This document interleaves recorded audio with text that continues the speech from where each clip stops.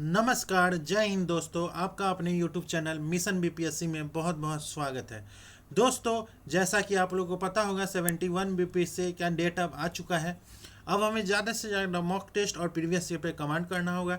इसी कड़ी में हम आप लोगों के लिए मार्केट में जितने भी टेस्ट सीरीज चल रहे हैं सभी का डिस्कशन इस चैनल पे करवाया जा रहा है। आज का डिस्कशन जो है वो एडुटेरिया के द्वारा जो फुल लेंथ टेस्ट सीरीज चल रहा है उसी का 13वां टेस्ट जो हुआ है उसी का आज के सेशन में डिस्कशन करवाया जा रहा है। अगर आपको पीडीएफ चाहिए तो आप हमारे टेलीग्राम लिंक से जुड़ सकते हैं। टेलीग्राम का लिंक जो है वो इस वीडियो के डिस्क्रिप्शन में है, वहाँ से जाके आप टेलीग्राम ज्वाइन कर लें, आपको पीडीएफ प्रोवाइड करवा दिया जाएगा। तो दोस्तों चलिए आज का सेशन स्टार्ट करते हैं। एडुटेरिया फुल लेंथ टेस्ट नंबर 13 आते हैं पहले नंबर क्वेश्चन पे। गूगल डीप माइंड किस क्षेत्र से संबंधित है? गूगल डीप माइंड किस क्षेत्र से संबंधित है? क्वांटम कंप्यूटिंग है या कृत्रिम बुद्धिमत्ता, आणविक जैविकी, मौसम पूर्वानुमान? तो इसका राइट आंसर है ऑप्शन नंबर बी, कृत्रिम artificial intelligence. Option number B जो है इसका राइट आंसर है। अब चलते हैं क्वेश्चन नंबर सेकंड पे। लाईफाई तकनीक का प्रयोग किस में होता है? तो लाईफाई तकनीक का प्रयोग जो है वो डाटा ट्रांसमिशन हेतु प्रकाश आधारित वायरलेस संचार में होता है। ऑप्शन नंबर बी जो है इसका राइट आंसर है। अब चलते हैं question number third. Gaganyaan mission का मुख्य उद्देश्य जो है वो क्या है? गगनयान मिशन का मुख्य उद्देश्य जो है वो क्या है? तो पृथ्वी की कक्षा में मानव को भेजना या और सुरक्षित लाना। ऑप्शन नंबर सी जो है इसका राइट आंसर है। अब चलते हैं क्वेश्चन नंबर 4। राष्ट्रीय सुपर कंप्यूटिंग मिशन एनएसएम का उद्देश्य जो है वो क्या है? तो एनएसएम का उद्देश्य जो है वो भारत में सुपर कंप्यूटर विकसित करना और उसे शिक्षा और अनुसंधान में लागू करना। ऑप्शन नंबर सी जो है इसका राइट आंसर है। अब चलते हैं क्वेश्चन नंबर 5। शक्ति जो है वो क्या है? तो शक्ति जो है वो क्या है? तो शक्ति भारत का स्वदेशी RISC-V आधारित प्रोसेसर है। ऑप्शन नंबर बी जो है इसका राइट आंसर है। अब चलते हैं क्वेश्चन नंबर 6। निम्नलिखित में कौन सही है? निम्नलिखित में कौन सही है?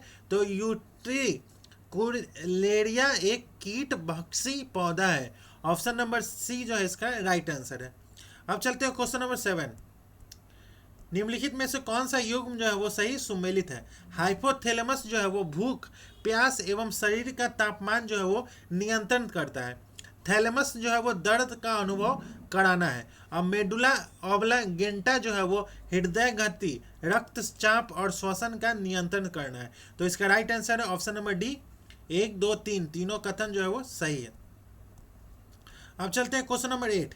डीएनए का पूर्ण रूप जो है वो क्या है? तो डीएनए का पूर्ण रूप जो है वो डीऑक्सी न्यूक्लिक एसिड।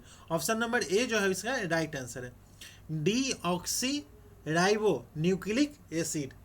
अब चलते हैं क्वेश्चन नंबर 9 पे। निम्नलिखित में से कौन संवहनी पौधों का उदाहरण है? हर्नवट, फर्न, काई या लीवर? तो ऑप्शन नंबर बी जो है इसका राइट आंसर है, फर्न। अब चलते हैं क्वेश्चन नंबर 10। निम्नलिखित कथनों पर विचार करना है। पहला, जैव उर्वरक जो है वो विशेष सूक्ष्म जीव एवं किसी नमी धारक पदार्थ के मिश्रण है। दूसरा जो है वो राइजोबियम ब्लू ग्रीन शैवाल जैसे जैव उर्वरक का उदाहरण है। वैसिलस थ्यूरिजियनिस एक जीवाणु है जिसका उपयोग कृषि में बायो कंट्रोल एजेंट के रूप में पौधों की बीमारी को नियंत्रित करने के लिए किया जाता है। उपरोक्त में से कौन सा कथन जो है वो सही है? तो ऑप्शन नंबर डी 1, 2 और 3 कथन जो है वो सही है। अब चलते हैं क्वेश्चन नंबर 11। निम्नलिखित में से कौन सा पौधा अपने भूगर्भीय निम्नलिखित में से कौन सा पौधा अपने भूगर्भीय तने की गांठों और नोड्स में संचित खाद्य पदार्थ के लिए प्रसिद्ध है? कौन है? तो आलू है, गाजर है, मूली है या सलजम है? तो ऑप्शन नंबर ए जो है वो आलू है। अब चलते हैं क्वेश्चन नंबर 12। निम्नलिखित में से कौन सा सही नहीं है? निम्नलिखित में कौन सा सही नहीं है? तो इंसुलिन के अल्प स्त्रवण से हाइपोलिसीमिया तथा अति स्त्रवण से मधुमेह नामक रोग होता है। ऑप्शन नंबर बी जो है वो इसका गलत है। अब चलते हैं नेक्स्ट क्वेश्चन पे, क्वेश्चन नंबर 13। निम्नलिखित में से कौन सा एंटीबायोटिक का उदाहरण नहीं है? पेनिसिलिन, स्ट्रेप्टोमाइसिन, सल्फा डाइजीन या एस्पिरिन? तो इसका राइट आंसर है ऑप्शन नंबर डी, एस्पिरिन। अब चलते हैं क्वेश्चन नंबर 14। सूची 1 का सूची 2 से मिलान करता है। काली क्रांति, काली क्रांति जो है वो किसके लिए है? काली क्रांति जो है वो पेट्रोलियम उत्पादन के लिए है, और नीली क्रांति जो है वो मत्स्य उत्पादन के लिए है। लाल क्रांति जो है वो मांस टमाटर उत्पादन के लिए है। गुलाबी क्रांति जो है वो झींगा के लिए है। तो इसका राइट आंसर है ऑप्शन नंबर बी। अब चलते हैं क्वेश्चन नंबर 15। निम्नलिखित में से कौन सा कथन जो है वो सही नहीं है? निम्नलिखित में कौन सा कथन जो है वो सही नहीं है? तो संतरा जो है वो विटामिन ई का मुख्य स्रोत है। तो संतरा जो है वो विटामिन ई नहीं, विटामिन सी का मुख्य स्रोत है। ऑप्शन नंबर डी जो है वो गलत है। अब चलते हैं क्वेश्चन नंबर 16। निम्नलिखित में से कौन खाने वाला सोडा है? निम्नलिखित में से कौन खाने वाला सोडा है? तो NaHCO3 जो है वो खाने वाला सोडा है। Option number A. अब चलते हैं क्वेश्चन नंबर 17। निम्नलिखित में से कौन एरोमेटिक, निम्नलिखित में से कौन एरोमेटिक हाइड्रोकार्बन है? C2H4, C6H6, C4H10, C2X6? अब चलते हैं नेक्स्ट क्वेश्चन पे। इसका राइट आंसर है ऑप्शन नंबर बी, C6H6। अब चलते हैं क्वेश्चन नंबर 18। निम्नलिखित में से कौन सा युग्म जो है वो सही सुमेलित है? कौन सा युग्म जो है वो सही सुमेलित है? तो सोडा कांच जो है वो ट्यूबलाइट बोतल प्रयोगशाला के उपकरण के लिए, फ्लिंट कांच जो है वो कैमरा, दूरबीन के लेंस और विद्युत बल्ब के लिए, क्राउन कांच जो है वो चश्मे के लेंस के लिए। तो ऑप्शन नंबर डी जो है इसका राइट आंसर है, उपरोक्त में से एक से अधिक।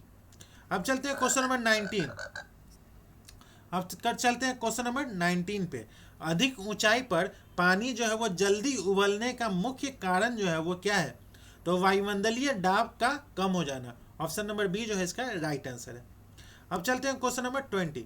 निम्नलिखित में से कौन सा सही है? निम्नलिखित में से कौन सही है?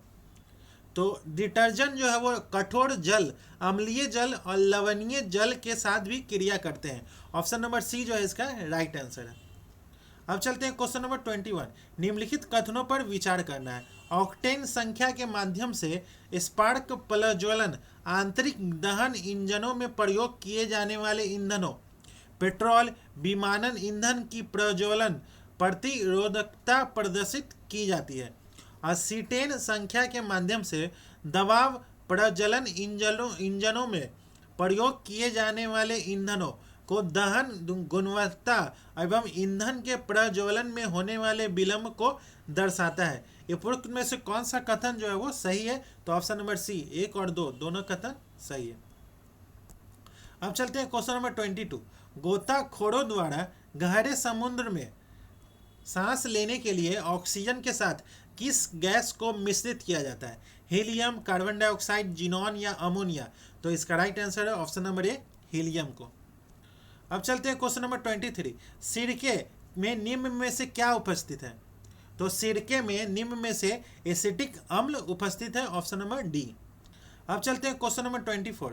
ज्योति तीव्रता का एसआई मात्रक जो है वो मोल है, कैंडला है, रेडियन है या स्टेरेडियन है? तो ऑप्शन नंबर बी जो है वो कैंडला है। अब चलते हैं क्वेश्चन नंबर 25। यदि एक ऑप्टिकल टेलीस्कोप के अभिदृश्यक लेंस का व्यास दोगुना कर दिया जाए तो उसकी विभेदन क्षमता पर क्या प्रभाव पड़ेगा? तो इसका विभेदन क्षमता पर क्या प्रभाव पड़ेगा?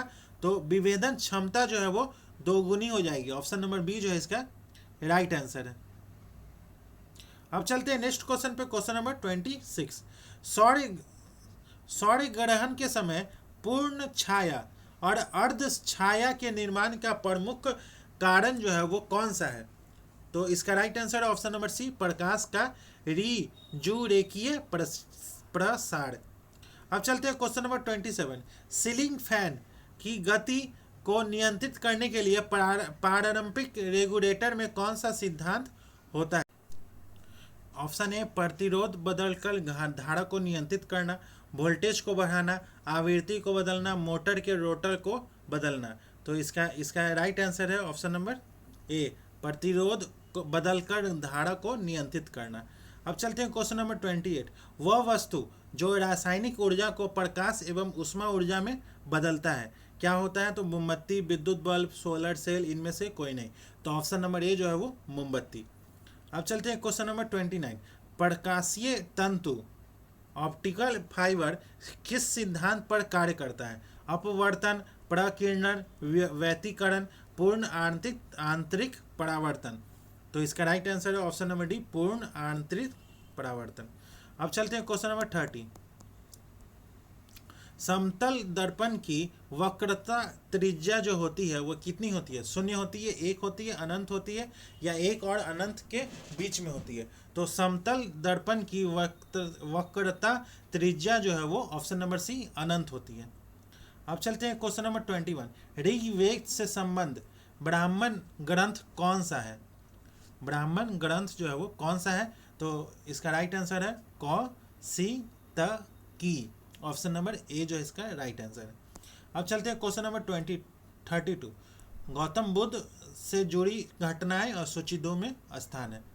जन्म जो है वो गौतम बुद्ध का जो जन्म हुआ था वो लुम्बिनी में हुआ था, और ज्ञान प्राप्ति जो है वो बोध गया में हुआ था, और प्रथम प्रवचन जो है वो सारनाथ में दिए थे, और निधन जो है वो कुशीनगर में हुआ था। तो इसका राइट आंसर है ऑप्शन नंबर सी। अब चलते हैं क्वेश्चन नंबर 33। कथन और कारण। कथन, कुषाण साम्राज्य का बड़े पैमाने पर व्यापार जो है वो फारस की खाड़ी और लाल सागर से होकर होता था, और कारण जो है वो कुषाणों की नौसेना सुसंगठित और उच्च कोटि की थी।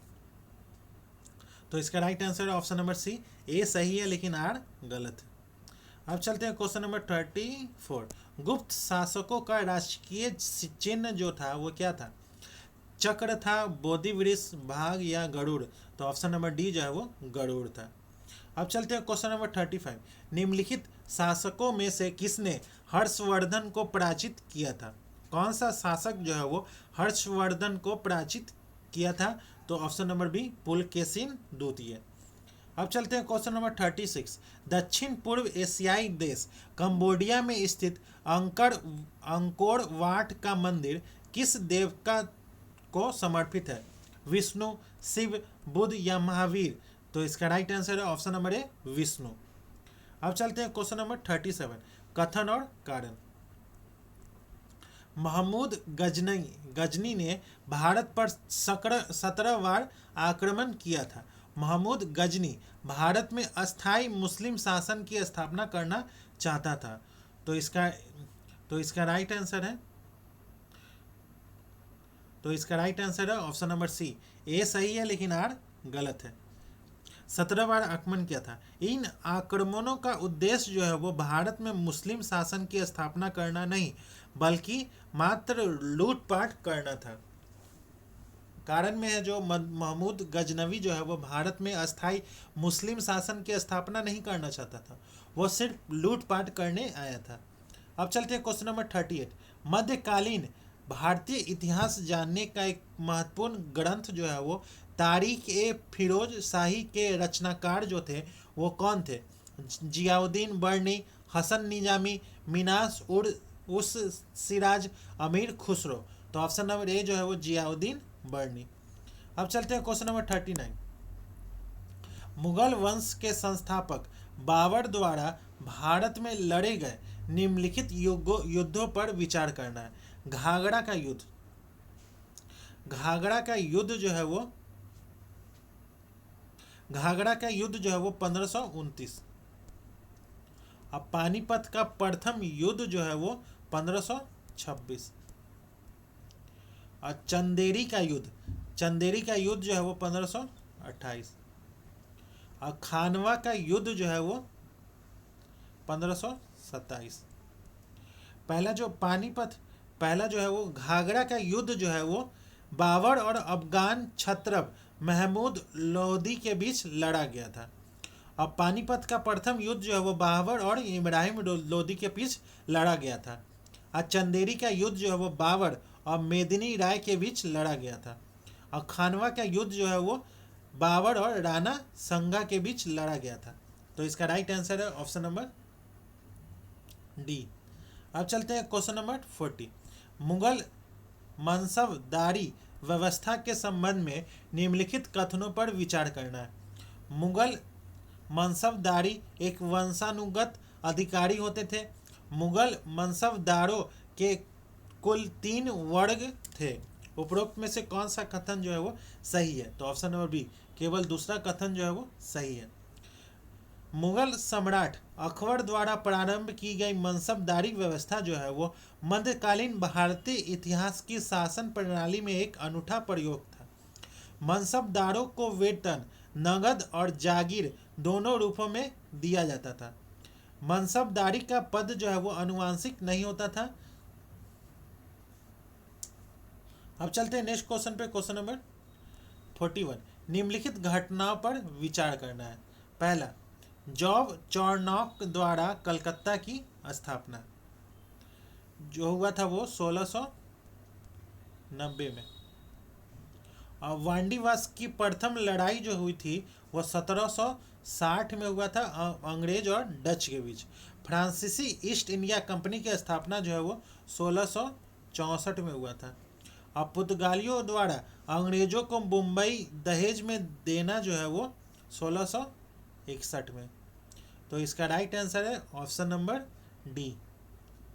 अब चलते हैं क्वेश्चन नंबर 42। भारत में पाश्चात्य शिक्षा के क्षेत्र में अधोमुखी निस्यंदन सिद्धांत के प्रतिपादक जो थे वो कौन थे? जीवी Macaulay, Charles Wood, W Hunter या थॉमस रेले? तो ऑप्शन नंबर ए जो है वो जीवी मैकाले। अब चलते हैं क्वेश्चन नंबर 43। सूची 1 का सूची 2 से मिलान करना है। सोम प्रकाश जो है वो ईश्वर चंद्र विद्यासागर। राष्ट्रगुप्तर जो है वो दादा भाई नौरोजी। कवि वचन सुधा जो है वो भारतेंदु हरिश्चंद्र। अमृत बाजार पत्रिका जो है वो शिशिर कुमार घोष। तो इसका राइट आंसर है option number B. Option number B जो है इसका राइट आंसर। अब चलते हैं क्वेश्चन नंबर 44। निम्नलिखित कथनों पर विचार करना है। गवर्नर जनरल लॉर्ड केनिंग ने 1857 में एनफील्ड राइफल के स्थान पर ब्राउन बेस कारतूस का प्रयोग करने का निर्णय लिया, जो 1857 के विद्रोह का तात्कालिक कारण बना। दूसरा जो है वो बेगम हजरत महल और वीरजीस कादिर ने 1857 के विद्रोह का नेतृत्व जो है वो ग्वालियर मध्य प्रदेश में किया था।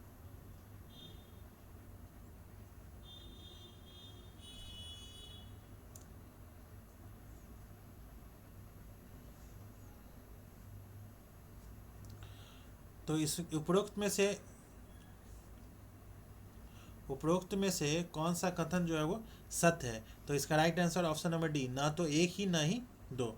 गवर्नर जनरल लॉर्ड केनिंग ने 1857 में ब्राउन बेस कारतूस की जगह एनफील्ड राइफल के प्रयोग का निर्णय लिया था। एनफील्ड राइफल का कारतूस जो है वो ऐसा बना होता था कि उसके प्रयोग में लाने के लिए पहले मुंह से छीलना होता था। इस क्रम में यह अफवाह फैला कि उस कारतूस के खोल में गाय और सुअर की चर्बी का प्रयोग हुआ है। यह अफवाह जो है वो 1857 के विद्रोह का तात्कालिक कारण बना। अब बेगम हजरत महल और उनके पुत्र वीरजीस कादिर ने 1857 के विद्रोह का लखनऊ में नेतृत्व किया था, न कि ग्वालियर में। तो इस दोनों कथन जो है वो असत्य है। अब चलते हैं क्वेश्चन नंबर 45। नील विद्रोह की पहली घटना जो है वो बंगाल के डैश जिले में स्थित गोविंदपुर गांव में सितंबर 1859 में हुई थी। पवना, डाका, नादिया या दीनाजूर? तो ऑप्शन नंबर सी जो है वो नादिया जिले में। अब चलते हैं क्वेश्चन नंबर 46। अवध किसान सभा के संस्थापक कौन थे? बाबा रामचंद्र, स्वामी सहजानंद सरस्वती, गौरी शंकर मिश्र या राहुल शांतिनिकेतन? तो इसका राइट आंसर है ऑप्शन नंबर ए, बाबा रामचंद्र। अब चलते हैं क्वेश्चन नंबर 47। दीवान वेलु थम्पी का विद्रोह कहाँ हुआ था? आंध्र प्रदेश में, बंगाल में, तमिलनाडु में या केरल में?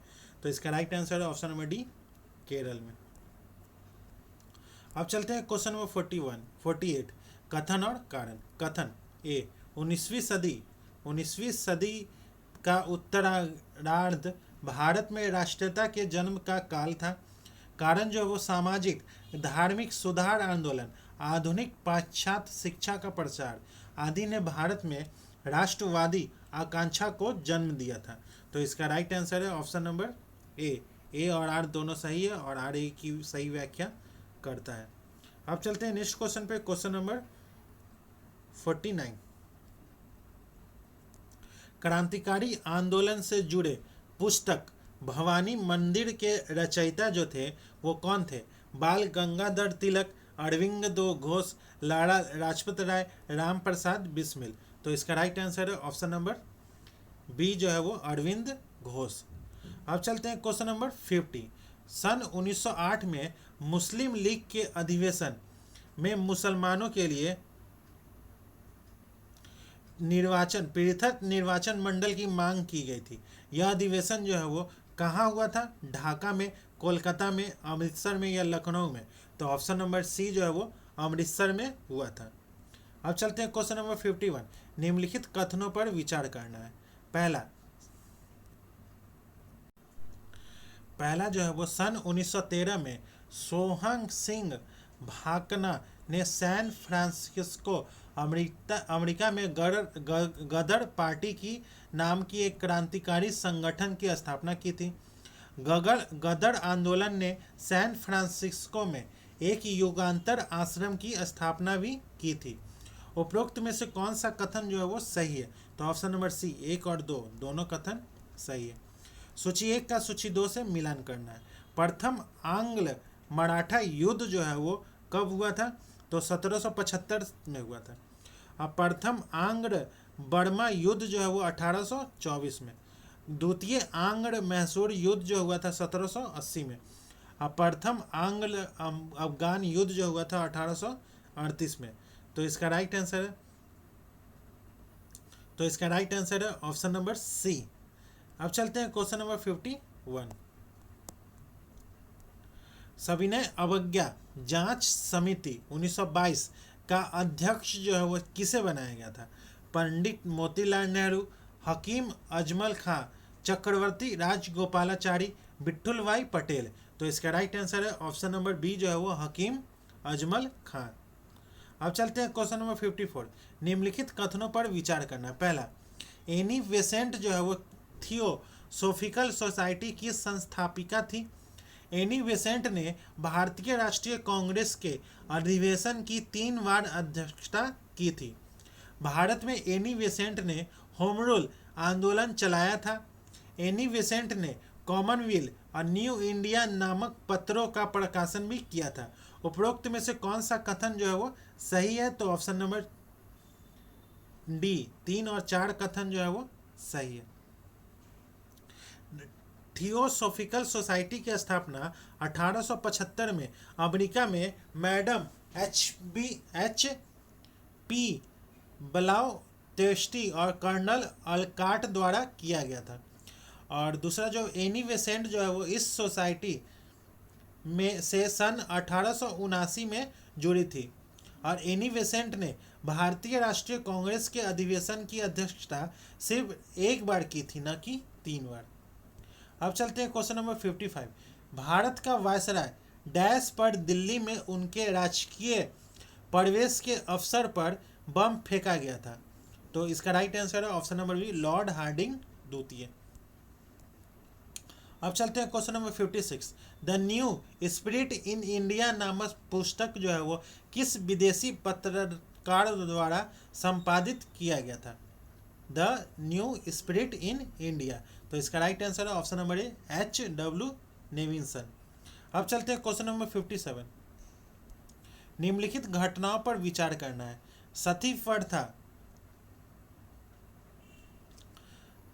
सती प्रथा को गैर कानूनी जो घोषित किया गया था वो कब किया गया था? तो 1829 में। और राजा राम मोहन राय द्वारा ब्रह्म समाज की स्थापना की गई थी 1828 में। और राजा राम राय द्वारा आत्मीय सभा की स्थापना जो है वो 1815 में। और राजा राम मोहन राय द्वारा ब्रिटिश सम्राट विलियम चतुर्थ के दरबार में दूत के रूप में उपस्थित कब हुए थे? तो 1830 में। तो इसका राइट आंसर है ऑप्शन नंबर सी, 3214। अब चलते हैं क्वेश्चन नंबर 58। 31 दिसंबर 1929 को अर्धरात्रि में भारतीय राष्ट्रीय ध्वज को किनके द्वारा फहराया गया था? तो ऑप्शन नंबर बी जो है वो जवाहरलाल नेहरू। अब चलते हैं क्वेश्चन नंबर 59। प्रथम गोलमेज सम्मेलन से संबंधित निम्नलिखित में से कौन सा एक कथन सही नहीं है? ऑप्शन नंबर डी, इस अधिवेशन में कांग्रेस के प्रतिनिधि मंडल ने भाग लिया था। तो ये ऑप्शन नंबर डी जो है वो गलत है। अब चलते हैं क्वेश्चन नंबर 60। सन 1942 ईस्वी के भारत छोड़ो आंदोलन के प्रारंभ के समय ब्रिटिश वायसराय जो था वो कौन था? तो ब्रिटिश वायसराय जो था वो लॉर्ड विलिंगटन, लॉर्ड लिन लिथिगो, लॉर्ड इरविन या लॉर्ड बेवेल। तो इसका राइट आंसर है ऑप्शन नंबर बी, लॉर्ड लिन लिथिगो।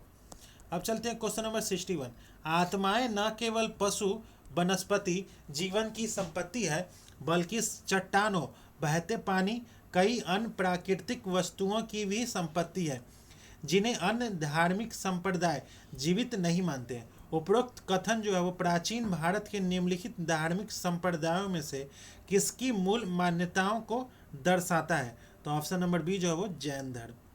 अब चलते हैं क्वेश्चन नंबर 62। प्राचीन भारत की निम्नलिखित में से किस पुस्तक में सुग वंश के संस्थापक के पुत्र की प्रेम कहानी है? तो इसका right answer option number B, Malavikagnimitram. अब चलते हैं नेक्स्ट क्वेश्चन पे, क्वेश्चन नंबर 63। किस विद्वान ने धर्मपाल को उत्तर पद स्वामी की उपाधि दी थी? आतिश दीपांकर, पद्म संभव, सोंडाल या बुद्ध घोष। तो इसका राइट आंसर है ऑप्शन नंबर सी जो है वो सोंडाल। अब चलते हैं क्वेश्चन नंबर 64। चौकीदारी आंदोलन के बारे में सही कथन चुनना है। इसकी शुरुआत जो है वो बिहार में असहयोग आंदोलन के दौरान हुई थी। यह चंपारण, सारण, मुंगेर आदि जिलों में लोकप्रिय थी।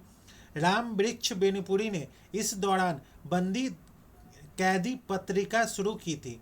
इसके प्रमुख नेताओं को 1921 में गिरफ्तार कर लिया गया था। तो इसका राइट आंसर है ऑप्शन नंबर बी, केवल बी और सी जो है वो सही है। अब चलते हैं क्वेश्चन नंबर 65। दरिया खान नुहानी को बिहार का राज्यपाल जो है वो किसने नियुक्त किया था? तो इसका right answer option number C, Sikandar Lodhi ने। अब चलते हैं क्वेश्चन नंबर 66। बिहार में व्यक्तिगत सत्याग्रह में किन महिला सत्याग्रहियों ने योगदान दिया था? सरला देवी, सावित्री देवी, जानकी देवी या जगत रानी देवी। तो इसका राइट आंसर है ऑप्शन नंबर डी जो है वो सी और डी, जानकी देवी और जगत रानी। अब चलते हैं क्वेश्चन नंबर 67। भारत छोड़ो आंदोलन के दौरान जयप्रकाश नारायण हजारीबाग जेल से भागने में कब सफल हुए थे? तो 9 नवंबर 1942। इसका राइट आंसर है ऑप्शन नंबर सी, 9 नवंबर 1942। अब चलते हैं क्वेश्चन नंबर 68। 1857 के विद्रोह के दौरान बिहार में मार्शल लॉ कब लगाया गया था? तो 1857 के विद्रोह के दौरान बिहार में मार्शल लॉ जो है वो 30 जुलाई को लगाया गया था। अब चलते हैं क्वेश्चन नंबर 69 पे। खादी का अर्थशास्त्र किसने लिखा था? तो खादी का अर्थशास्त्र जो है वो option number B, Rajendra Prasad ने लिखा था, ऑप्शन नंबर बी। अब चलते हैं क्वेश्चन नंबर 70। वन स्थिति रिपोर्ट 2023 के अनुसार बिहार के किस जिले में अधिकतम वन क्षेत्र है? कैमूर में, पश्चिम चंपारण, जमुई या सारण में? तो इसका राइट आंसर है ऑप्शन नंबर ए जो है वो कैमूर में है। अब चलते हैं नेक्स्ट क्वेश्चन पे, क्वेश्चन नंबर 71। बिहार के प्रथम कार्यवाहक राज्यपाल जो थे वो कौन थे? देवकांत बड़ुआ, उज्जवल नारायण सिन्हा, कृष्ण वल्लभ नारायण सिंह, दीपक कुमार सेन। तो ऑप्शन नंबर बी जो है वो उज्जवल नारायण सिन्हा है। अब चलते हैं क्वेश्चन नंबर 72। सूची 1 का सूची 2 से मिलान करना है। राजगीर, राजगीर जो है वो धारवाड़, कैमूर जो है वो विंध्य, पश्चिमी चंपारण जो है वो तृतीयक, वैशाली जो है वो चतुर्थक। तो इसका राइट आंसर है ऑप्शन नंबर ए। अब चलते हैं क्वेश्चन नंबर 73। बिहार के किस कृषि जलवायु क्षेत्र में सबसे कम वर्षा होती है? जोन 1, जोन 3 का ए, जोन 3 का बी, उपरोक्त में एक से अधिक। तो इसका राइट आंसर है ऑप्शन नंबर डी, उपरोक्त में एक से अधिक। किस क्षेत्र में सबसे कम वर्षा होती है? तो जब सबसे कम वर्षा जो होती है वो जोन 3 ए, जोन 3 बी में होती है। अब चलते हैं क्वेश्चन नंबर 74। राज्य के 4 शहरों भागलपुर, पटना, मुजफ्फरपुर, बिहार शरीफ में स्मार्ट सिटी मिशन के तहत जारी की गई राशि का सही क्रम जो है वो क्या है? भागलपुर को 980 करोड़ रुपया मिला है, अब पटना को 836 करोड़ रुपया मिला है, मुजफ्फरपुर को 886 करोड़ मिला है और बिहार शरीफ को 755 करोड़ रुपया मिला है। ऑप्शन नंबर सी जो है इसका राइट आंसर है। अब चलते हैं क्वेश्चन नंबर 75। बिहार आर्थिक सर्वेक्षण 2025-24-25 के अनुसार निम्न सूची 1 का सूची 2 से का मिलान करना है। बिहार सरकार का राजकोषीय घाटा जो है वो 29,095 करोड़ है। अब बिहार सरकार का प्राथमिक घाटा जो है वो 8,569 करोड़ है। अब बिहार सरकार का राजस्व घाटा जो है वो 1,121 करोड़ है और केंद्र सरकार से प्राप्त अनुदान सहायता जो है वो 52,161 करोड़ रुपया है। तो इसका राइट आंसर है option number B. Option number B जो है इसका राइट आंसर। अब चलते हैं क्वेश्चन नंबर 76। निम्नलिखित सूची 1 का सूची 2 से मिलान करना है। मैकेंजी पहाड़ जो है वो कनाडा में, किलीमंजारो जो है वो अफ्रीका में, माउंट मैकिनले जो है वो उत्तरी अमेरिका में, एपे 9 जो है वो इटली में है। तो इसका राइट आंसर है ऑप्शन नंबर बी। अब चलते हैं क्वेश्चन नंबर 77। उधवा रामसर स्थल भारत में किस राज्य में अवस्थित है? तो बिहार में, झारखंड में, मध्य प्रदेश या पश्चिम बंगाल? तो ऑप्शन नंबर बी जो है वो झारखंड में। अब चलते हैं क्वेश्चन नंबर 78। निम्नलिखित कथनों पर विचार करना। पहला, असम की सीमा भूटान और म्यांमार से लगती है। अब पश्चिम बंगाल की सीमा जो है वो भूटान और नेपाल से लगती है। मणिपुर की सीमा जो है वो बांग्लादेश और म्यांमार से लगती है। उपरोक्त में से कौन सा कथन जो है वो सही है? तो इसका राइट आंसर है ऑप्शन नंबर सी, केवल दूसरा जो है वो सही है। असम की सीमा जो है वो भूटान और बांग्लादेश से लगती है, न कि म्यांमार से। अब मणिपुर की सीमा जो है वो म्यांमार से लगती है, बांग्लादेश से नहीं। अब चलते हैं क्वेश्चन नंबर 79। सूची 1 का सूची 2 से मिलान करना है। कॉलर है कार्य की प्रकृति। लाल रंग जो है वो प्राथमिक क्षेत्र के कर्मचारी और सफ़ेद रंग जो है वो प्रबंधन, सुनहरा रंग जो है वो कुशल पेशेवर और नीला रंग जो है वो शारीरिक श्रम। तो इसका राइट आंसर है ऑप्शन नंबर डी। अब चलते हैं क्वेश्चन नंबर 80 पे। निम्नलिखित में से कौन सा कथन जो है वो सही नहीं है? इनमें से कौन सा कथन सही नहीं है? तो नर्मदा नदी जो है वो विंध्य से निकलती है। तो नर्मदा नदी जो है वो विंध्य से नहीं निकलती है, अमरकंटक पठार के पश्चिमी तट से निकलती है। अब चलते हैं क्वेश्चन नंबर 81। निम्नलिखित में से कौन सा जल डमरू भूमध्य सागर को अटलांटिक महासागर से जोड़ता है? तो ऑप्शन नंबर ए, जिब्राल्टर जल डमरू मध्य। अब चलते हैं क्वेश्चन नंबर 82। निम्नलिखित कथनों पर विचार करना है। पहला, काली मिट्टी को रेगुड़ मिट्टी के नाम से जाना जाता है और ऊसरा मिट्टी शुष्क और अर्ध शुष्क क्षेत्रों में पाई जाती है। पीट मिट्टी जो है वो भारी वर्षा और उच्च आर्द्रता वाले क्षेत्रों में पाई जाती है। तो इसमें से सही कथन कौन सा है? तो उपरोक्त सभी जो है वो सही कथन है। अब चलते हैं क्वेश्चन नंबर 83। निम्नलिखित द्वीपों को दक्षिण से उत्तर की ओर व्यवस्थित करना है। दक्षिण से उत्तर की ओर व्यवस्थित करना है। मेडागास्कर, मॉरिशस, मालदीव और लक्षद्वीप। तो इसका राइट आंसर है ऑप्शन नंबर ए जो है इसका राइट आंसर है। अब चलते हैं क्वेश्चन नंबर 84। निम्नलिखित में से कौन सी ठंडी जलधारा जो है वो नहीं है? ठंडी जलधारा नहीं है, तो एंटिलीज धारा जो है वो ठंडी जलधारा नहीं है, ऑप्शन नंबर ए। अब चलते हैं क्वेश्चन नंबर 85। निम्नलिखित में से कौन सा राज्य भूटान के साथ सीमा साझा करता है? सिक्किम, पश्चिम बंगाल, असम या अरुणाचल प्रदेश? सही उत्तर का चयन करना है। तो ऑप्शन नंबर इसका राइट आंसर है ऑप्शन नंबर बी। 1, 2, 3, 4 सभी जो है वो भूटान के साथ सीमा साझा करती है। सिक्किम, पश्चिम बंगाल, असम और अरुणाचल प्रदेश।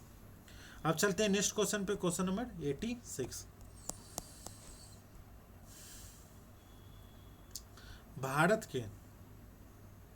भारत के निम्नलिखित राज्यों में से किसकी तट रेखा सबसे लंबी है? महाराष्ट्र है, आंध्र प्रदेश, केरल या गुजरात?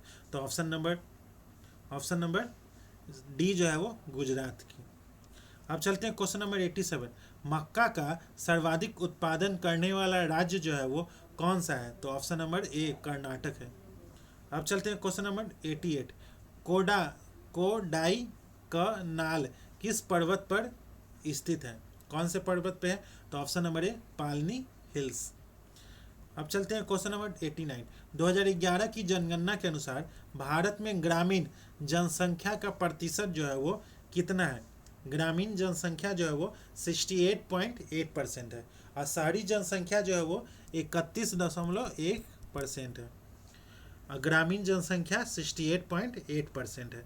अब पुरुष साक्षरता दर जो है वो 80.9% है।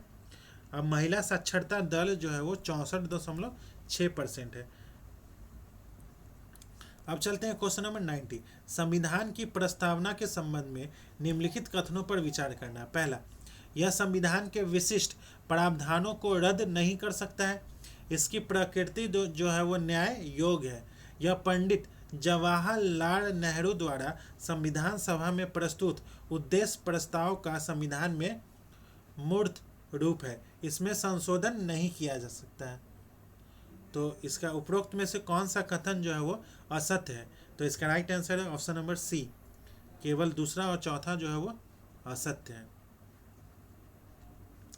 अब चलते हैं क्वेश्चन नंबर 91। मकर रेखा निम्नलिखित में से किस देश से होकर गुजरती है? तो मकर रेखा जो है वो Chile, Brazil, Australia, Namibia. Option number D जो है वो 1, 2, 3, 4 सभी देशों से होकर गुजरती है। अब चलते हैं नेक्स्ट क्वेश्चन पे, क्वेश्चन नंबर 92। सूची 1 का सूची 2 से मिलान करना है। मंत्रिमंडल प्रणाली जो है वो ब्रिटेन से, और न्यायिक पुनर्विलोकन जो है वो संयुक्त राज्य अमेरिका से, और संविधान संशोधन की प्रक्रिया जो है वो दक्षिण अफ्रीका से, आपातकाल की अवधारणा जो है वो जर्मनी से। तो इसका राइट आंसर है ऑप्शन नंबर बी। अब चलते हैं क्वेश्चन नंबर 93। नए अखिल भारतीय सेवाओं के सृजन का अधिकार जो है वो किसको है? तो ऑप्शन नंबर बी केवल राज्यसभा को है। अब चलते हैं क्वेश्चन नंबर 94। कथन और कारण। कथन 1, भारतीय संसद द्वारा वर्ष 2010 में राष्ट्रीय हरित न्यायाधिकरण अधिनियम पारित किया गया था। संविधान के अनुच्छेद 21 के तहत प्रत्येक सरकार का यह दायित्व है कि वह अपने नागरिकों को स्वच्छ एवं स्वस्थ पर्यावरण उपलब्ध कराए।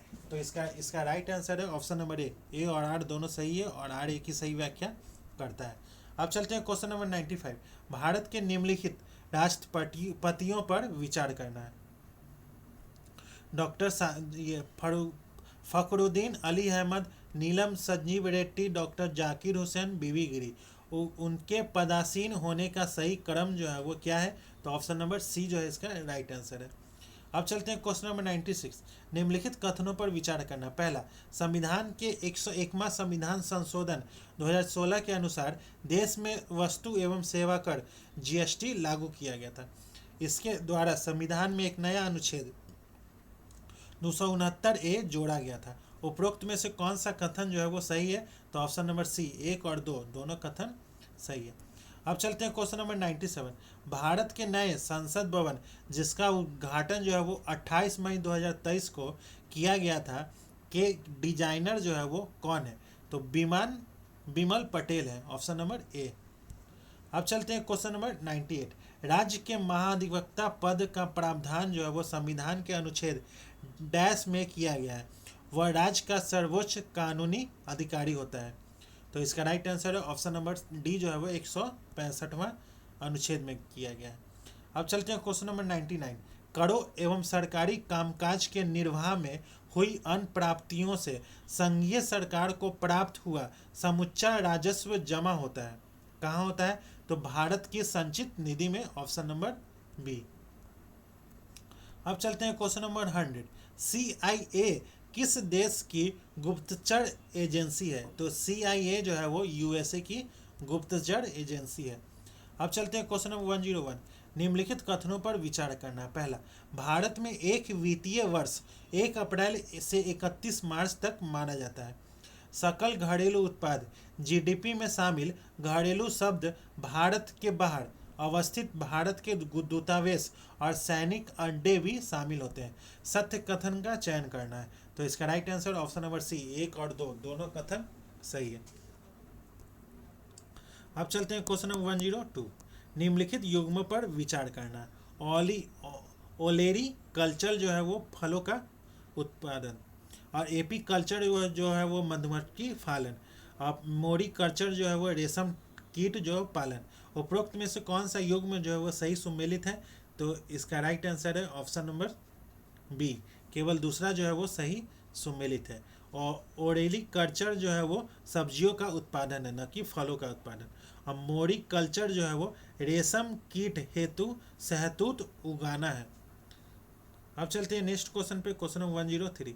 निम्न कथनों पर विचार करना। पहला, सेल कंपनी एक ऐसी कंपनी होती है जो केवल कागजों में ही विद्यमान होती है। इन कंपनियों का प्रयोग काले धन, अवैध धन को सफ़ेद धन बनाने में किया जाता है। सत्य कथन का चयन करना है। इसमें से कौन सा सत्य है? तो इसका राइट आंसर है ऑप्शन नंबर सी, 1 और 2 दोनों कथन सही है। अब चलते हैं क्वेश्चन नंबर 104। अनवरत कंपनी योजना का प्रतिपादन किनके द्वारा किया गया था एवं इसका समय काल क्या था? तो option number B, Gunnar Myrdal के द्वारा किया गया था 1978 से 1980। अब चलते हैं क्वेश्चन नंबर 105। वर्तमान मूल्यों पर प्रति व्यक्ति आय की वृद्धि दर स्थिर मूल्यों पर प्रति व्यक्ति आय की वृद्धि दर से अपेक्षाकृत अधिक है, क्योंकि स्थिर मूल्यों पर प्रति व्यक्ति आय की वृद्धि दर में ध्यान रखा जाता है। किसका रखा जाता है? तो ऑप्शन नंबर सी, मुद्रास्फीति की वृद्धि दर का। अब चलते हैं क्वेश्चन नंबर 106। आर्थिक नियोजन एक विषय है। आर्थिक नियोजन जो है वो एक विषय है। समवर्ती सूचिका, राज्य सूचिका, संघ सूचिका या किसी भी सूची में विनिर्दिष्ट नहीं है। तो ऑप्शन नंबर ए, समवर्ती सूचिका। अब चलते हैं क्वेश्चन नंबर 107। वैश्विक बहुआयामी गरीबी सूचकांक जो है वो कौन सी संस्था जो है वो जारी करती है? तो ऑप्शन नंबर बी, संयुक्त राष्ट्र विकास कार्यक्रम और Oxford poverty and human development initiative. अब चलते हैं क्वेश्चन नंबर 108। यह राजस्व घाटे और पूंजीगत परिसंपत्तियों के सृजन के लिए राज्यों, संवैधानिक और सांविधिक निकायों आदि को केंद्र सरकार द्वारा प्रदान की गई है अनुदान सहायता के बीच अंतर है। उपरोक्त चर्चा किस घाटे के संदर्भ में दी गई है? तो ऑप्शन नंबर सी, प्रभावी राजस्व घाटा। अब चलते हैं क्वेश्चन नंबर 109। निगम कर, उपहार कर निम्न में से किसके अंतर्गत आते हैं? तो केंद्र सरकार के प्रत्यक्ष कर के अंतर्गत आते हैं, ऑप्शन नंबर ए। अब चलते हैं क्वेश्चन नंबर 110। राष्ट्रीय मत्स्य विकास बोर्ड का मुख्यालय जो है वो कहाँ है? दिल्ली, पुणे, कोलकाता या हैदराबाद? तो ऑप्शन नंबर डी जो है वो हैदराबाद में है। अब चलते हैं क्वेश्चन नंबर 111। क्वेश्चन नंबर 111 का ऑप्शन नंबर बी जो है इसका राइट आंसर है। क्वेश्चन नंबर 112 का ऑप्शन नंबर सी जो है वो राइट आंसर है। क्वेश्चन नंबर 113 113 का ऑप्शन नंबर सी जो है वो राइट आंसर है। क्वेश्चन नंबर 114, क्वेश्चन नंबर 114 का ऑप्शन नंबर सी जो है वो राइट आंसर है। क्वेश्चन नंबर 115, क्वेश्चन नंबर 115 का ऑप्शन नंबर ए जो है राइट आंसर है। क्वेश्चन नंबर 116 का ऑप्शन नंबर डी जो है वो राइट आंसर है। क्वेश्चन नंबर 117 का ऑप्शन नंबर डी जो है वो राइट आंसर है। क्वेश्चन नंबर 118, क्वेश्चन नंबर 118 का ऑप्शन नंबर बी जो है वो राइट आंसर है। क्वेश्चन नंबर 119, क्वेश्चन नंबर 119 का ऑप्शन नंबर बी जो है वो राइट आंसर है। क्वेश्चन नंबर 120 का ऑप्शन नंबर ए जो है वो राइट आंसर है। अब चलते हैं क्वेश्चन नंबर 121। भारत में पहला rare earth critical minerals supply chain observatory कहाँ स्थापित हुई थी? मुंबई, अहमदाबाद, दिल्ली या कोलकाता? तो इसका राइट आंसर है ऑप्शन नंबर बी, अहमदाबाद। अब चलते हैं क्वेश्चन नंबर 122। केंद्रीय बजट 2025-26 में सरकार का पूंजीगत व्यय जो है वो कितना प्रस्तावित है? तो 11.21 लाख करोड़ रुपया, ऑप्शन नंबर बी। अब चलते हैं क्वेश्चन नंबर 123। निम्नलिखित में से कौन सा कथन जो है वो सही है? पहला, मुख्य चुनाव आयुक्त और अन्य चुनाव आयुक्तों की नियुक्ति राष्ट्रपति द्वारा नियुक्त एक चयन समिति की सिफारिश पर की जाती है। चयन समिति में शामिल है प्रधानमंत्री, लोकसभा में विपक्ष के नेता, एक कैबिनेट मंत्री जिसे प्रधानमंत्री नामित करता है। तो इसका राइट आंसर है ऑप्शन नंबर सी, 1 और 2 दोनों। अब चलते हैं क्वेश्चन नंबर 124। प्रधानमंत्री सुरक्षित मातृत्व अभियान जो है वो कब शुरू किया गया था? तो इसका राइट आंसर है ऑप्शन नंबर सी जो है वो 2016 में। अब चलते हैं क्वेश्चन नंबर 125। हीओ जल विद्युत परियोजना के बारे में है, यह जो है वो अरुणाचल प्रदेश में है। इसकी क्षमता जो है वो 2040 मेगावाट है। यह एनटीपीसी और राज्य सरकार का उद्यम है। तो इसका राइट आंसर है ऑप्शन नंबर सी जो है, ए जो है वो इसका राइट आंसर है। 1 और 2 सही है। यह जो है वो परियोजना का क्रियान्वयन north eastern electric power corporation limited और अरुणाचल प्रदेश सरकार के बीच एक संयुक्त उद्यम कंपनी के माध्यम से किया जाएगा, ना कि एनटीपीसी। अब चलते हैं क्वेश्चन नंबर 126। सखा रोब पुरस्कार 2024 के संबंध में निम्नलिखित में से कौन सा कथन जो है वो सही है? कौन सा कथन सही है? तो यह यूरोपीय संघ का सर्वोच्च मानव अधिकार सम्मान है, ऑप्शन नंबर बी। अब चलते हैं क्वेश्चन नंबर 127। निम्नलिखित कथनों पर विचार करना है। वैश्विक भूखमरी सूचकांक 2024 में बिहार औसत विश्व औसत स्कोर जो है वो 18.3 रहा है।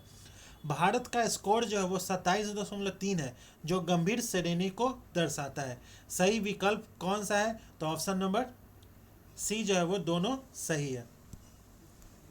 अब चलते हैं क्वेश्चन नंबर 128। डिजिटल इंडिया भूमि अभिलेख आधुनिकीकरण कार्यक्रम के संबंध में सही कथन जो है वो कौन सा है? तो ऑप्शन नंबर सी डी जो है वो 1, 2, 3 सही, सभी जो है वो सही है। यह 100% केंद्र सरकार द्वारा वित्त पोषित एक केंद्रीय क्षेत्र की योजना है। इसका उद्देश्य जो है वो एकीकृत भूमि सूचना प्रबंधन प्रणाली का निर्माण करना है। यह ग्रामीण विकास मंत्रालय के अंतर्गत भूमि संसाधन विभाग द्वारा लागू किया जाता है। अब चलते हैं क्वेश्चन नंबर 129। सैन्य अभ्यास डेजर्ट नाइट 2024 में किन देशों ने भाग लिया है? तो भारत, यूएई और फ्रांस। भारत, यूएई और फ्रांस, ऑप्शन नंबर बी। अब चलते हैं question number 130। Gold card visa पहल अमेरिका से संबंध में निम्नलिखित कथनों पर विचार करना है। यह पहल विदेशी निवेशकों को अस्थायी निवास और संभावित नागरिकता प्रदान करने का अवसर प्रदान करती है। यह पहल जो है वो $5 मिलियन निवेश की आवश्यकता पर आधारित है और मूलतः EB-5 वीजा कार्यक्रम का विकल्प स्थानापन्न है। इसका उद्देश्य जो है वो वैश्विक पूंजी आकर्षित करना है। तो इसका राइट आंसर है ऑप्शन नंबर डी, सभी कथन जो है वो सही है। अब चलते हैं question number 131। Global conference on health and climate 2025 के संदर्भ में सही विकल्प का चयन करना है। यह सम्मेलन जो है वो ब्राजील के ब्रासिलिया में आयोजित हुआ था। इस सम्मेलन का एक प्रमुख परिणाम जो है वो बेलम हेल्थ एक्शन प्लान का मसौदा था। नीचे दिए गए कुट का उपयोग करके सही उत्तर का चयन करना है। तो ऑप्शन नंबर सी 1 और 2 दोनों कथन सही है। अब चलते हैं क्वेश्चन नंबर 132। उत्तराखंड में सकल पर्यावरण उत्पाद सूचकांक से संबंधित कौन सा कथन जो है वो सही है। उत्तराखंड दुनिया का पहला राज्य है जहां पारिस्थितिक विकास का आकलन जो है वो जीईपी सूचकांक से किया जा रहा है। जीईपी सूचकांक को जीडीपी के साथ साथ जारी करने की पहल की गई है। तो इसका राइट आंसर है ऑप्शन नंबर सी 1 और 2 दोनों कथन सही है। अब चलते हैं क्वेश्चन नंबर 133। जलज पहल जो है वो किस संस्था द्वारा चलाया जा रहा है। तो जलज पहल जो है वो भारतीय वन्यजीव संस्था द्वारा चलाया जा रहा है। Option number C. अब चलते हैं क्वेश्चन नंबर 134। ब्रिक्स के संबंध में के संदर्भ में पहला 2025 में इंडोनेशिया ब्रिक्स का नया सदस्य बना है। ब्रिक्स देशों की संयुक्त जीडीपी वैश्विक जीडीपी का लगभग 37% है। सऊदी अरब ने अभी तक ब्रिक्स सदस्यता औपचारिक रूप से ग्रहण नहीं की है। तो इसका राइट आंसर है ऑप्शन नंबर डी 1, 2 और तीनों कथन जो है वो सही है। अब चलते हैं क्वेश्चन नंबर 135। जेड मोड़ सुरंग जो है वो किन दो स्थानों को जोड़ता है। तो जेड मोड़ सुरंग जो है वो गगनगीर और सोनवर्ग को जोड़ता है। Option number B. अब चलते हैं क्वेश्चन नंबर 136। सिंधु जल संधि के अनुसार भारत जो है वो पश्चिम नदियों सिंधु झेलम चिनाव का उपयोग केवल किन कार्यों के लिए कर सकता है। घरेलू उपयोग, गैर उपयोगी उपयोग जैसे नौवहन और मत्स्य पालन, रन फॉर द रिवर जल विद्युत परियोजना के लिए, और सीमित सिंचाई के लिए। तो इसका राइट आंसर है ऑप्शन नंबर बी केवल 1, 2 और 3 के लिए। असीमित सिंचाई के लिए नहीं उपयोग कर सकता है। अब चलते हैं क्वेश्चन नंबर 137। निम्नलिखित कथनों पर विचार करना है। पहला, विश्व आर्थिक मंच ने 2025 में भारत को ग्लोबल जेंडर गैप सूचकांक में 131वां स्थान दिया है। 2024 में भारत इस सूचकांक में 129वें स्थान पे था और 2025 में 2 स्थान की गिरावट हुई है। यह सूचकांक जो है वो 145 अर्थव्यवस्थाओं में भारत का स्थान दिखाता है। उपरोक्त में से कौन सा कथन जो है वो सही है। तो ऑप्शन नंबर सी 1 और 2 दोनों कथन सही है। अब चलते हैं क्वेश्चन नंबर 138। मोटर वाहन दुर्घटना पीड़ितों के लिए कैशलेस इलाज योजना सबसे पहले कहाँ शुरू की गई है। दिल्ली में, मुंबई में, चंडीगढ़ या गुवाहाटी। तो ऑप्शन नंबर सी जो है वो चंडीगढ़ में। अब चलते हैं क्वेश्चन नंबर 139। भारत में स्थापित होने वाला बिमस्टेक केंद्र कौन सा है। आपदा प्रबंधन केंद्र। Option number A. अब चलते हैं क्वेश्चन नंबर 140। भारत में फिशिंग कैट के लिए पहला कॉलरिंग प्रोजेक्ट कहाँ और किस संस्था द्वारा शुरू किया गया है। तो कोरिंगा वाइल्ड लाइफ सेंचुरी द्वारा और भारतीय वन्यजीव संस्थान देहरादून ने। ऑप्शन नंबर बी जो है इसका राइट आंसर है। अब चलते हैं क्वेश्चन नंबर 141। वर्तमान में 2024-25 संयुक्त राष्ट्र शांति स्थापना आयोग के अध्यक्ष जो है वो कौन है। तो इसका राइट आंसर है option number B Sergio Franco Donez. Option number B जो है इसका राइट आंसर है। अब चलते हैं question number 142। IQ air report 2024 के अनुसार सबसे प्रदूषित देशों में भारत का स्थान जो है वो तीसरा, चौथा, पांचवा या छठा है। तो इसका राइट आंसर है ऑप्शन नंबर सी जो है वो पांचवा है। अब चलते हैं क्वेश्चन नंबर 143। निम्नलिखित कथनों पर विचार करें जो IOR से संबंधित है। IORA की स्थापना 1997 में एक अंतर सरकारी संगठन के रूप में हुई थी। इसका उद्देश्य जो है वो हिंद महासागर क्षेत्र में आर्थिक सहयोग और सतत विकास को बढ़ावा देना है। वर्तमान में भारत IORA का अध्यक्ष है और 2025-27 के लिए उपाध्यक्ष बनेगा। तो इसका सही विकल्प का चयन करना है। तो ऑप्शन नंबर ए केवल 1 और 2 जो है वो सही है। अब चलते हैं क्वेश्चन नंबर 144। दरभंगा में बनने वाली बिहार के दूसरे अखिल भारतीय आयुर्विज्ञान संस्थान के लिए हाल ही में केंद्र सरकार ने कुल कितने करोड़ रुपए का बजटीय प्रावधान जो है वो किया है। तो 12,000 1,264 करोड़ ऑप्शन नंबर ए। अब चलते हैं नेक्स्ट क्वेश्चन पे, क्वेश्चन नंबर 4145। भारतीय भूवैज्ञानिक सर्वेक्षण ने कटासकाड़ा जिजुआ क्षेत्र में तांबा जस्ता सीसा की मौजूदगी की पुष्टि की है। यह क्षेत्र जो है वो बिहार के किस जिले में है? बांका, नालंदा, गया जी या रोहतास? तो ऑप्शन नंबर ए बांका में। अब चलते हैं क्वेश्चन नंबर 146। मगही भाषा में बनी फिल्म डैश को शॉर्टलिस्ट फिल्म फेस्टिवल में 2 पुरस्कार बेस्ट डायरेक्टर और बेस्ट एक्टर्स मिले हैं। ऑप्शन नंबर ए स्वाहा। अब चलते हैं क्वेश्चन नंबर 147। वर्तमान में हल घर नल का जल योजना के तहत ग्रामीण क्षेत्रों में प्रति व्यक्ति प्रतिदिन कितना लीटर पानी दिया जाता है? 60 लीटर, 70 लीटर, 90 लीटर या 110 लीटर? तो ऑप्शन नंबर बी जो है वो 70 लीटर। अब चलते हैं क्वेश्चन नंबर 148। गेहूं अनवा नदी जो है वो राज्य की गाद सफाई की जाने वाली पहली नदी बन गई है। यह नदी जो है वो बिहार के किस जिले में प्रभावित होती है? रोहतास में, जमुई में, कैमूर में या जहानाबाद में? तो ऑप्शन नंबर सी जो है वो कैमूर में। अब चलते हैं क्वेश्चन नंबर 149। बिहार सरकार ने 7वें वेतनमान पाने वाले कर्मचारियों और पेंशन भोगियों की महंगाई भत्ता 1 जनवरी 2025 से 53% से बढ़ाकर कितना प्रतिशत करने की घोषणा की है? 56, 60%, 55% या 59%? तो ऑप्शन नंबर सी जो है वो 55%। अब चलते हैं क्वेश्चन नंबर 150। मुख्यमंत्री ग्रामीण सेतु योजना के बारे में असत्य कथन का चयन करना है। तो इस योजना के तहत 2025-26 में 640 नए पुलों का निर्माण किया जाएगा। तो ये जो कथन है वो असत्य है। तो दोस्तों तो ये 640 नहीं 704 नए पुलों का निर्माण किया जाएगा। तो दोस्तों आज का सेशन यहीं समाप्त होता है, जिसमें हम लोगों ने एडोटेरिया के द्वारा जो फुल लेंथ टेस्ट नंबर 13 चल रहा है उसी का आज के सेशन में डिस्कस किए हैं। अगर आपको पीडीएफ चाहिए तो आप हमारे टेलीग्राम लिंक से जुड़ सकते हैं। टेलीग्राम का लिंक जो है वो इस वीडियो के डिस्क्रिप्शन में है, वहाँ से जाके आप टेलीग्राम ज्वाइन कर ले, आपको पीडीएफ प्रोवाइड करवा दिया जाएगा। तो दोस्तों और भी टेस्ट सीरीज के लिए आप इस चैनल से जुड़ सकते हैं। तब तक के लिए धन्यवाद। मिलते हैं किसी और नेक्स्ट सेशन के साथ और टेस्ट सीरीज के साथ।